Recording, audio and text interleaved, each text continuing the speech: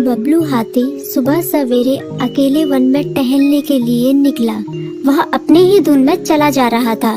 लगता था उसके दिमाग में कोई उलझन है जिसे वह सुलझाने की कोशिश कर रहा था। सड़क पर आगे बढ़ते ही उसके सामने चीकू खरगोश भागा। बबलू का पैर उसके ऊपर पड़ने ही वाला था कि चीकू जोर से चिल्लाया। उसकी आवाज सुनकर बबलू ने अपना पैर पीछे खींच लिया। कहाँ खोए हो बबलू भाई? कहीं नहीं, बस कुछ ऐसे ही सोच रहा था। किस बारे में? तुम जानकर क्या करोगे? शायद मैं तुम्हारी कुछ मदद कर सकूं। तुम तो जानते हो आजकल वन में कितनी चोरियां हो रही हैं, पर चोर का कोई अता पता ही नहीं है। इस बात को लेकर वन के सारे प्राणी चिंतित थे। वे वहाँ खुद को सुरक्षित महसूस नहीं कर रहे थे। अरे चीकू भाई, हम मजबूर हैं। हम चोर को पकड़ ही नहीं पा रहे हैं। वह बहुत चालाक है और अपने काम को बड़ी कुशलता से अंजाम दे रहा है। कहीं कोई सबूत ही नहीं छोड़ रहा। हमारे राजा इस बात को लेकर बहुत चिंतित हैं। यही कारण है कि हम सब इस बारे में सोच रहे हैं। अब तुम मेरी इसमें क्या मदद कर सकते हो? मैं कुछ सोचता हूँ, हो सकता है मुझे कोई उपाय सूझ जाए।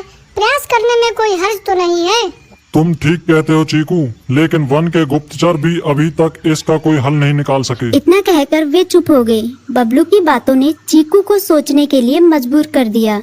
चीकू को उदास देखकर बबलू बोला, तुम अपना मन छोटा मत करो। मुझे अच्छा लगा कि तुमने मेरी परेशानी को समझा। कभी मैं भी इस वन के लिए गुप्तचर का काम करता था। एक बार मेरी टांग टूट जाने से मेरे अंदर फुर्ती नहीं रही। तब से मैंने यह काम छोड़ दिया। चीकू, तुम चाहो तो यह काम दोबारा कर सकते हो। वन के प्राणी ज्यादातर दिन में भोजन की तलाश करते हैं, वे रात को आराम करते हैं। तुम दिन रात दोनों में ही भोजन की तलाश में निकल सकते हो सकता है रात को तुम्हें कुछ ऐसी बातों का पता चल जाए जो हमारे काम की हो।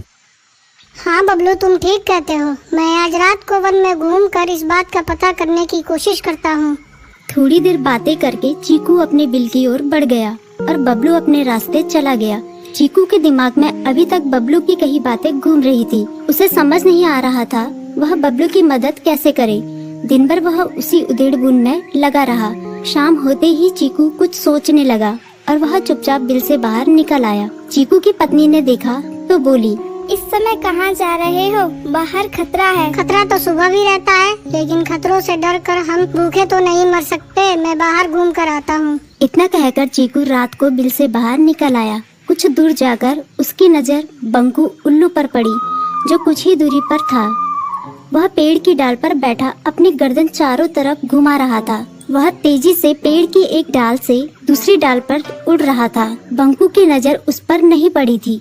कुछ सोचकर चीकू पेड़ के पीछे से बाहर निकलकर थोड़ी